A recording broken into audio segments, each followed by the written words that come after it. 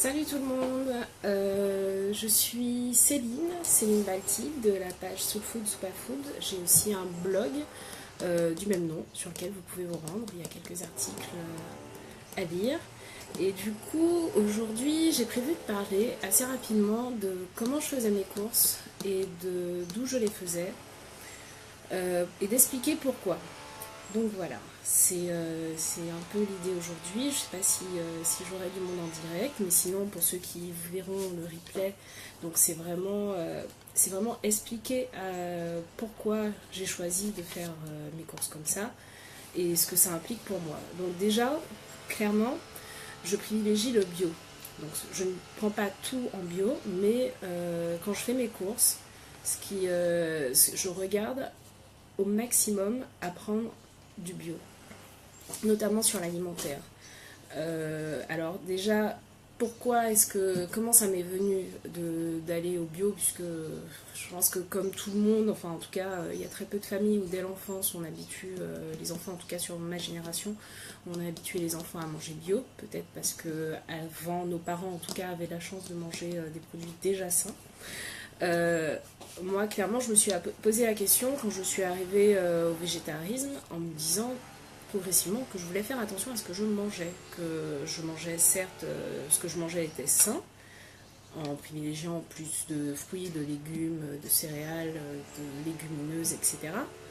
Mais je me suis aussi dit que je voulais que ça soit sain et qu'il n'y ait pas de saleté dans mon assiette, que je ne consomme pas trop de cochonneries, notamment des pesticides, les produits, les antibiotiques qui sont utilisés sur les plantes, les antifongiques, etc., etc. Sachant que le bio, c'est beaucoup plus réglementé. Donc, déjà, la question du végétarisme m'a amené à me poser la question de la qualité de ce qu'il y avait dans mon assiette, et puis aussi certaines lectures que j'ai faites, donc notamment Le Monde selon Monsanto, donc qui ne parle pas particulièrement du bio, qui parle plutôt des OGM et du scandale de la dioxine. Donc si vous avez l'occasion de lire ce livre ou de voir le documentaire, donc Le Monde selon Monsanto, hello, je ne sais pas qui est arrivé, mais hello.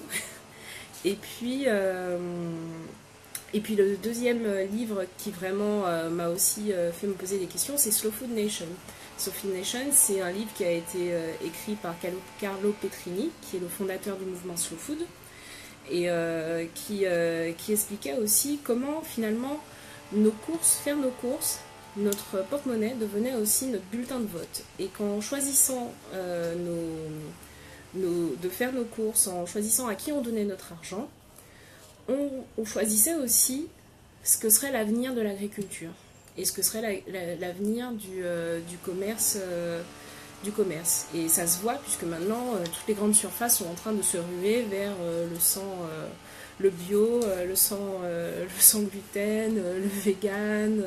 On les voit tous sortir avec aucun adjuvant, etc., etc., avec toutes leurs pubs en nous expliquant que c'était normal, mais pourquoi c'était pas fait avant? Dingue. Donc, clairement, toutes ces réflexions m'ont mené à me dire que je voulais du bio. Ensuite, où je fais mes courses, alors déjà, très clairement, pendant un certain temps, j'avais la chance d'habiter pas trop loin d'un marché bio, celui des Batignolles. Si vous avez l'occasion d'y aller, il est absolument top. Donc j'allais au marché pour commencer. Je continue à aller au marché, je le fais pas mal encore là où j'habite, mais pour le coup c'est pas un marché bio, donc j'ai un peu aussi revu la façon de faire mes courses. Je vais aussi dans des magasins bio, et notamment des magasins bio coopératifs du type Nouveau Robinson ou Biocoop. Et puis, avant d'en arriver au marché et au magasin bio, je sais que pendant longtemps, en fait, ce que je faisais, c'est que je me faisais livrer des paniers bio. Et je pense qu'il y en a encore beaucoup. Il y a les AMAP, notamment, donc, qui sont les associations pour le maintien de l'agriculture paysanne. Donc l'avantage, c'est que vous avez du bio, mais qu'en plus, vous soutenez directement un producteur, les producteurs. Donc vous faites d'une pierre deux coups et vous soutenez l'agriculture saine et propre, et vous leur donnez les moyens de continuer à produire. Donc c'est vraiment une bonne solution si vous avez la possibilité d'entrer dans une AMA. Donc moi, clairement, ça se joue entre le marché et le magasin de bio. J'aime bien aller faire mes courses, j'aimais bien quand j'étais étudiante ou quand j'avais pas le temps de me faire livrer des paniers. Maintenant, j'ai quand même un sacré plaisir à aller choisir ce que je vais manger. Sachant que le panier, on n'a pas le choix. Ce qui arrive, en fait, c'est ce qui a été produit par les producteurs. Là, il y a quand même des choses que j'aimerais bien tester, notamment la possibilité en fait de louer des parcelles de champs. Donc c'est une start-up qui s'appelle Tomato Co qui fait ça. Et avec mon copain, ça fait un petit moment qu'on se dit qu'on aimerait bien tester ça. Donc peut-être qu'on y arrivera, puisque c'est du bio en fait. Ce sont aussi des agriculteurs qui du coup produisent, un peu comme la MAP finalement, sauf que on n'achète pas juste un panier, on est en fait locataire du terrain et on choisit ce qu'on veut faire cultiver. Donc du coup, on choisit un peu ce qu'il va y avoir dans notre panier.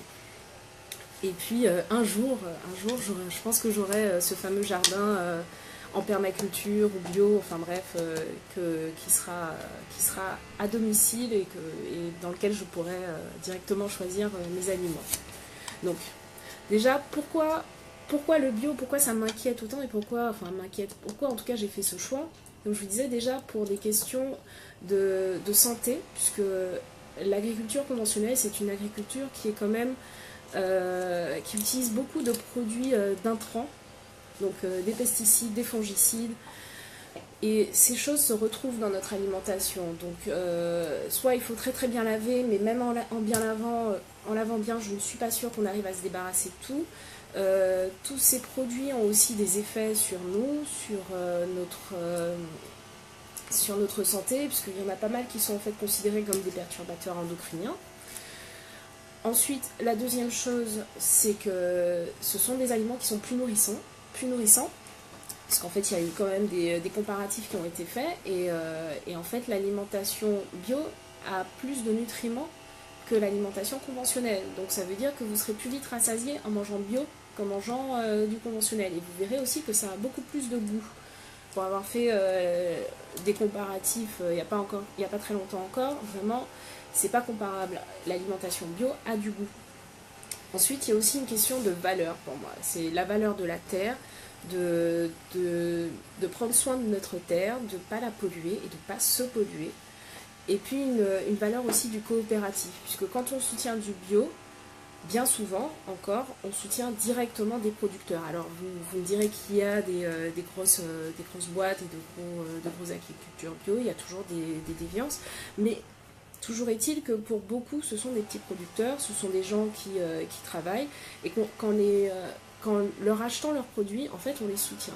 Pareil, quand on décide d'acheter au marché ou dans des petits producteurs ou dans des magasins coopératifs, en fait, on soutient aussi cette économie qui est une économie qui est beaucoup plus proche de nous, plutôt que de soutenir les grands magasins, les grands supermarchés, les grandes surfaces, etc. Donc, clairement, il y a ça. Et puis, on soutient aussi, donc, comme je vous disais, le goût, mais aussi la diversité, parce que le bio, c'est aussi la possibilité de revenir sur des légumes anciens, oubliés. Donc de repartir sur une biodiversité qu'on a beaucoup perdue à l'heure actuelle. Et puis surtout de suivre les saisons.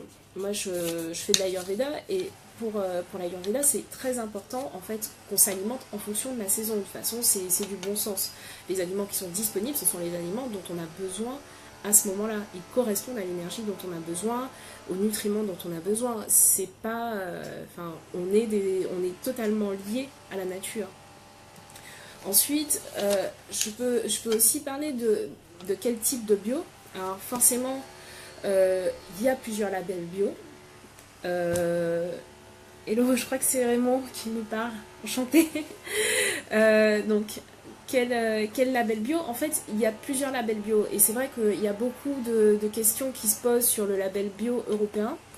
Notamment ces jours-ci où il y a une pétition, si vous avez envie de la signer, c'est justement pour préserver les critères actuels, puisqu'en fait ils sont en train de proposer une loi qui abaisserait les critères, notamment en autorisant du hors-sol en bio, en augmentant les taux de pesticides autorisés, sachant qu'il y a déjà une petite part de pesticides autorisés sur le bio, donc en tout cas sur le bio européen. Et puis après, il y a évidemment d'autres labels qui sont des labels qui sont beaucoup plus restrictifs, comme le label Déméter, comme le label Nature et Progrès. Le souci de ces labels, c'est qu'ils ne sont pas faciles à trouver. Moi, j'ai déjà beaucoup essayé de les trouver et on ne les trouve pas sur tout. Donc évidemment, quand j'ai le choix entre deux produits, je vais être tentée de prendre plutôt le label qui va me sentir le plus propre, mais bien souvent en fait c'est du label européen. Mais il faut savoir que déjà du label européen, ça sera quand même plus propre que du conventionnel, puisque même s'il y a même s'il y a des risques de contamination de champ à champ, comme, ou des risques de retrouver quelques traces de pesticides, en fait ce sera toujours plus propre que de manger un aliment qui est totalement conventionnel et qui est baigné dans des pesticides ou dans des fongicides. Donc, dans tous les cas, on se préserve en prenant du bio. Maintenant, il reste encore à garder ces critères du bio et même à les élever si possible. Ensuite, la dernière chose que je voulais dire, c'est qu'évidemment, je prends le bio, mais on ne peut pas tout prendre en bio. Je ne mange pas totalement bio. J'aimerais bien, mais je pense que pour faire ça, il faudrait vraiment que je fasse des courses en plusieurs fois. Donc, je prends un maximum de choses en bio, notamment de l'alimentaire, notamment des choses sensibles comme les céréales complètes, comme les légumineuses, comme les légumes, notamment les légumes racines, les tubercules. J'essaie vraiment de privilégier le bio pour ça. Tout ce qui a aussi une peau très fine, ce sur quoi je sais que je vais manger la peau, parce que du coup, j'aime bien garder les peaux parfois des légumes pour les cuire parce que ça garde un goût qui est un peu plus amer. Donc, quand c'est du bio, en fait, on peut le manger. On peut garder la peau et pas faire de déchets supplémentaires. Donc, c'est aussi une raison de plus pour être sur du bio. Et puis, quand je ne prends pas du bio, j'essaie quand même d'aller au maximum sur des productions qui sont soit durables, soit éthiques, soit du petit producteur, notamment sur le marché où j'ai repéré certains qui sont des producteurs et pas juste des revendeurs. Donc c'est vraiment aussi faire un choix en donnant mon argent à des personnes où je sais que ça va leur permettre, c'est un investissement en fait, ça va leur permettre de poursuivre leur production et de continuer à me nourrir et de me nourrir bien. Donc c'est aussi quelque chose à retrouver qui vient avec le bio, mais qui peut venir aussi juste avec du local. Si vous connaissez, si à côté de vous il y a des agriculteurs et que vous avez la possibilité de leur demander comment ils produisent, est-ce qu'ils utilisent des pesticides, etc., etc., vous pouvez aussi leur acheter directement, même si c'est pas bio. Si vous savez comment ils produisent, s'ils n'ont pas un label bio, ça ne veut pas dire pour autant que ce n'est pas bio. Donc n'hésitez pas, si à côté de chez vous, il y a des champs, il y a des gens, vous voyez qu'ils travaillent, donnez-leur aussi ce coup de main en fait, et soutenez-les en achetant chez eux si vous savez que c'est de la qualité et que c'est propre. Donc voilà, pour aujourd'hui j'ai fini. J'espère que ça vous aura intéressé. Je pense que je ferai régulièrement des lives un peu plus thématiques. Et puis l'atelier Les Piliers de la Santé qui s'est très bien passé dimanche dernier. À mon avis, j'en referai un à la fin du mois de juillet. Donc du coup, si vous êtes intéressé, n'hésitez pas à me le dire. De toute façon, je communiquerai dessus plutôt à partir de la semaine prochaine, voire 1er juillet. Donc voilà, je vous souhaite une très bonne journée. Et puis comme il est presque midi et demi, je vous souhaite aussi un très bon appétit. Moi, je vais m'occuper aussi de mon repas. À très bientôt.